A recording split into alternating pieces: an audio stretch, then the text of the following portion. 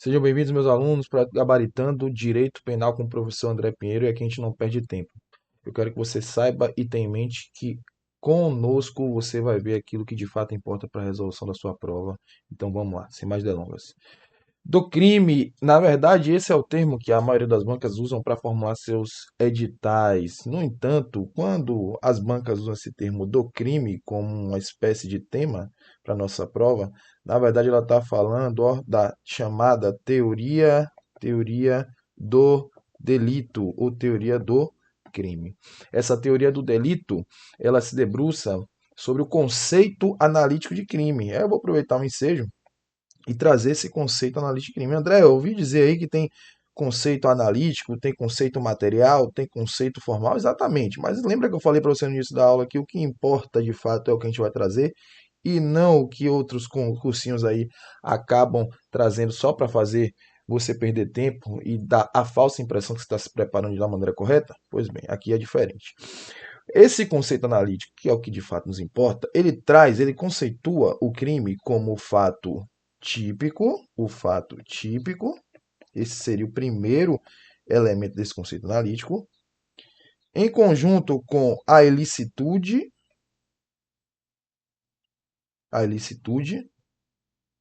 também chamada de antijuridicidade,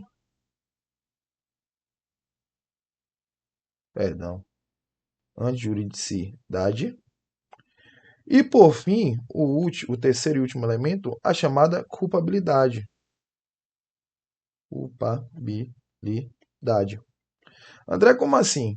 Bom, segundo o conceito analítico, seria crime, ou seja, a junção desses três elementos aqui, ó, seria crime, toda e qualquer situação que pudesse reunir um fato típico, ou seja, uma conduta típica, que ao mesmo tempo, ó, perceba o sinal do mais aqui, ó, que ao mesmo tempo seja ilícita, olha a ilicitude, tem que estar presente também, e o agente seja, no caso concreto, culpável, ou seja, possa ser imputável, tenha a potencial consciência da ilicitude da prática de seu ato, né? Bem como não possa ser possível exigir dele, naquele caso concreto, conduta diversa, tá certo?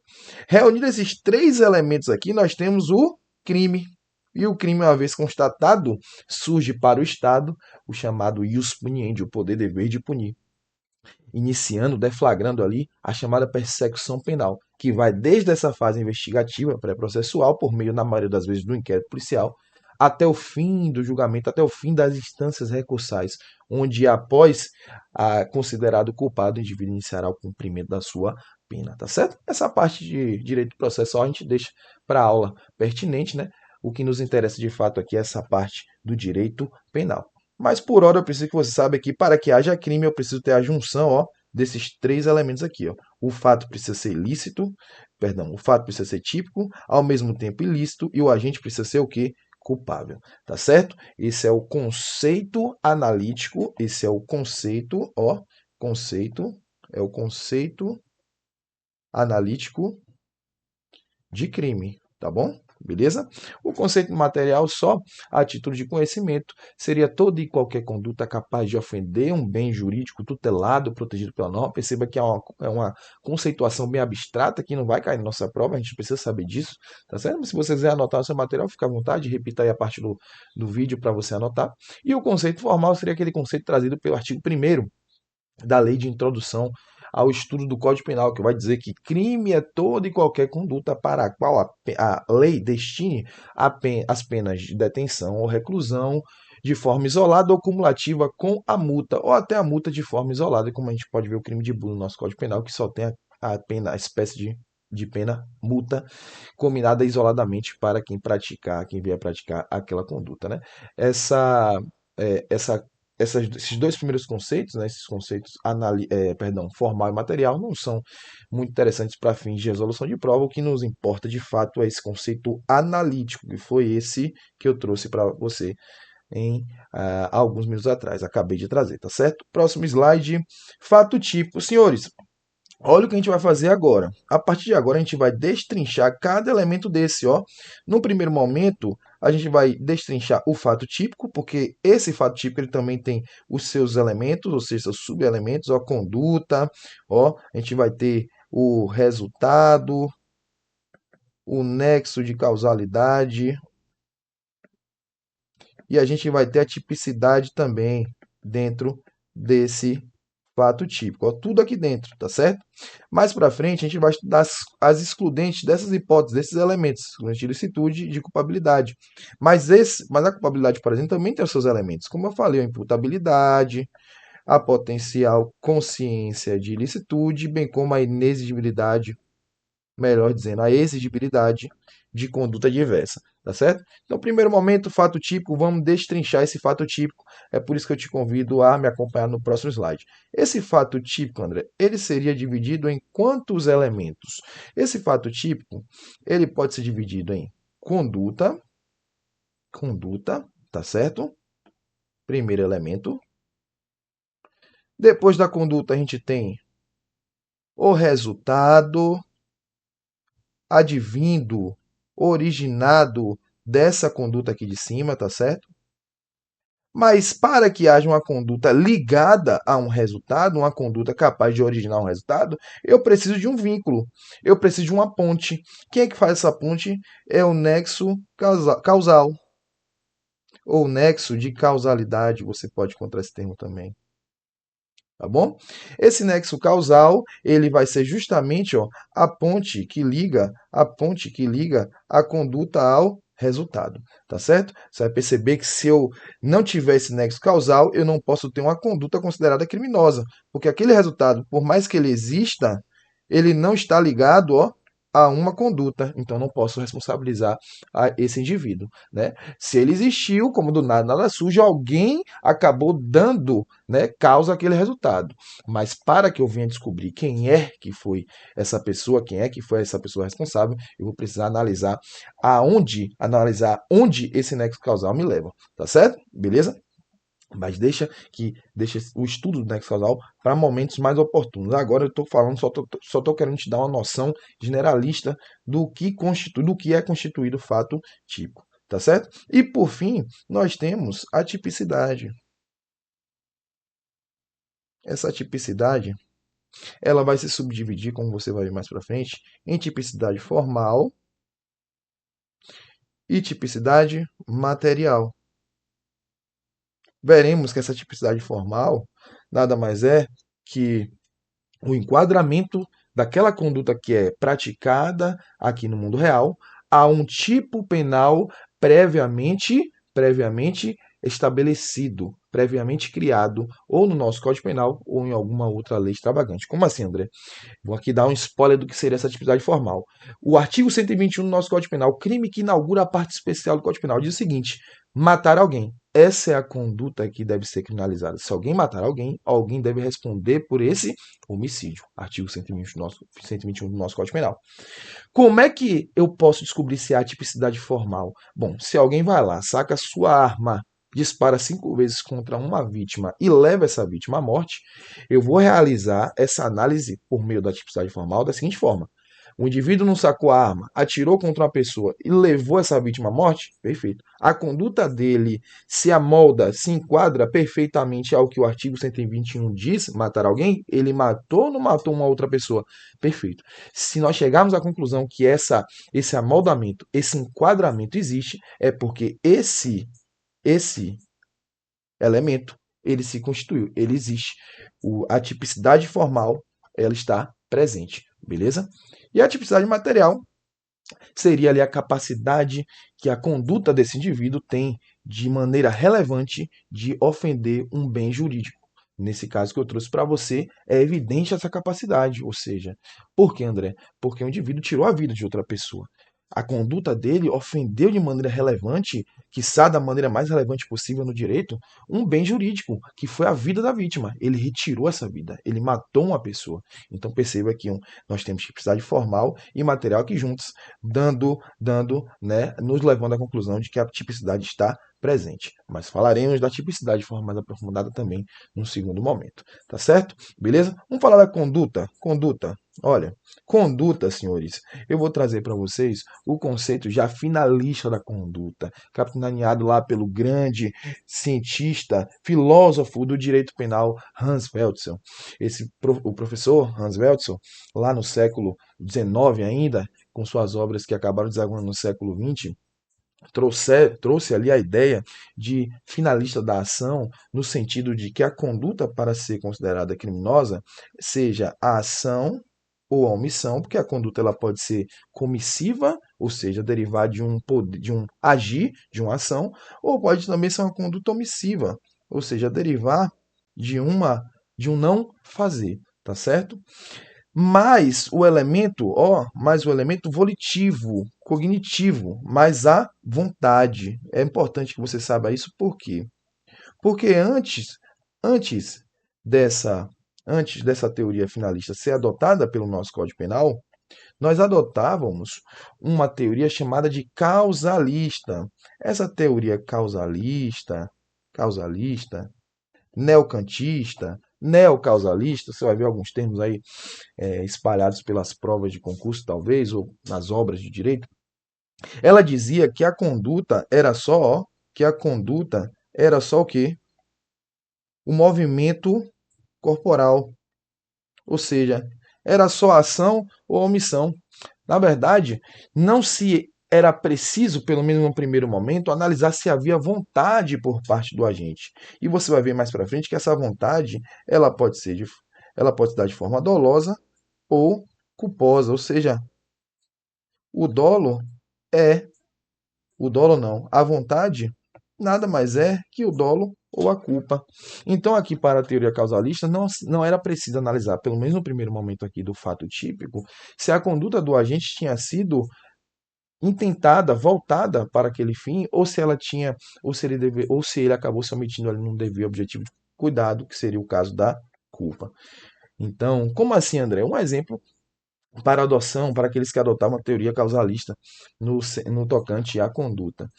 Se eu tivesse ali conversando com um colega e um outro colega com uma brincadeira de muito mau gosto me desse um susto, eu acabasse assustado e por isso acertado a cotovelada no amigo com o qual eu estava conversando ali, aquela conduta para a teoria causalista seria suficiente para configurar um fato típico. Não precisaríamos nos ater ali se realmente eu tive a intenção de causar aquela lesão corporal, tá certo? Eu já no primeiro momento teria cometido o crime ali de lesão corporal. Porque para a teoria causalista eu só preciso ter o quê? Uma ação, uma omissão, uma conduta. A conduta seria simplesmente um movimento corporal, tá certo? Mas a teoria finalista, trazida pelo professor Hans Welzel, ela diz o seguinte: olha, para que a conduta seja considerada criminosa, eu não posso me ater tão somente à ação ou omissão. Ou melhor, eu não posso me ater tão somente à presença de uma ação ou de uma omissão. Para além disso, eu preciso saber também se no caso concreto o agente agiu com vontade, o agente agiu com dolo ou ao menos com culpa, tá certo? Se assim eu chegar a essa conclusão, se eu chegar à conclusão de que ele agiu de forma dolosa ou culposa, aí sim eu poderei considerar essa conduta como criminosa, tá bom? Essa é a adoção da teoria finalista consagrada pelo nosso Código Penal. Quem quiser colocar aí, ó, teoria finalista. Dolo e culpa saíram lá da culpabilidade e foram trazidos, né, melhor dizendo, para a conduta aqui, para o fato típico, tá certo? Bom, e o que é que seria o resultado, André? Vamos lá. O resultado, senhores, você há de convir comigo o seguinte: olha, se eu tenho uma conduta que é considerada criminosa, essa conduta provavelmente causou um resultado. Como assim? Vamos lá. Não basta, deixa eu só colocar aqui no próximo slide. Não basta, não basta. Acho melhor a gente apagar, né? Você depois volta o vídeo aí para ficar tudo melhor. Não basta, senhores. Resultado. Vou até colocar aqui embaixo, naturalístico. Não basta que haja a presença tão somente da conduta. Você já percebeu que o fato típico ele é constituído daqueles elementos todos que eu já trouxe: conduta, resultado, nexo causal e tipicidade. A junção desses outros elementos que dá no fato típico. Assim como o fato típico, junto com a ilicitude e a culpabilidade, acaba desembocando no crime. Tá certo? Então, não basta que eu tenha o resultado, não basta que eu tenha, perdão, não basta que eu tenha a conduta. Essa conduta ela precisa ter causado algum resultado criminoso, algum resultado que é tipificado, que é criminalizado, que tenta ser evitado pelo direito penal. Como assim, André? Quando o direito penal traz lá na norma, no seu artigo 121, crime de homicídio, matar alguém, o resultado é a morte de uma pessoa. Quando ele traz esse artigo 121, o que, que ele tenta fazer, André? Ele tenta evitar que essa morte ela venha a acontecer, que esse resultado venha a acontecer, tipificando a conduta, criando um crime. Porque em linhas gerais, o que, que ele tenta falar com a sociedade? O direito penal tenta dizer o seguinte: olha, se você matar uma pessoa é uma conduta indesejada dentro de qualquer sociedade. Sendo assim, eu estou criminalizando essa conduta para que você, se pensar algum dia em matar alguém, saiba que se você o fizer, você vai acabar atrás das grades, podendo ficar até de 6 a 20 anos, né? Recluso ou, nos casos qualificados, de 12 a 30 anos, tá certo? Então perceba que essa é a missão do direito penal, tá certo? Mas lembre-se, para que eu tenha o crime como um todo, não basta só a conduta, eu tenho que ter um resultado. Então essa conduta, ela precisa ter causado um resultado. Eu vou pegar o mesmo crime, a conduta do indivíduo que sacou a sua arma e disparou 5 vezes contra a vítima. Imagine que ele tenha errado os 5 disparos. Você chegaria à conclusão que esse resultado ele não teria acontecido. Então, pelo menos o crime na sua forma consumada, ele não pode ser, ele não aconteceu. Eu não posso imputar a pena do crime consumado, a reclusão de 6 a 20 ou 12 a 30, se qualificado, o homicídio, àquele indivíduo, porque ele errou 5 disparos, por circunstâncias alheias à sua vontade, conforme ali o artigo 14, inciso 2º do nosso Código Penal, ele acabou não dando causa a um resultado naturalístico em um crime material como o crime de homicídio. Sendo assim, eu não posso imputar a ele aquela pena de 6 a 20 anos de reclusão ou 12 a 30 se esse homicídio tiver sido qualificado. Perfeito? Porque para que o crime venha a se consumar, eu preciso da conduta e do resultado também. Mais para frente você vai ver que eu também precisaria do nexo causal, da tipicidade. Mas agora eu quero que você perceba que esse resultado naturalístico nos crimes materiais, nos crimes, ó, crimes materiais, ele precisa existir para que eu chegue à conclusão de que o crime aconteceu.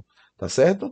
Beleza? Ah, André, mas se ele errou, ainda assim ele vai ser punido, porque eu sei que há como consumar um crime, mas há a punição pelo crime consumado, mas há também a possibilidade de se punir pelo crime na sua forma tentada.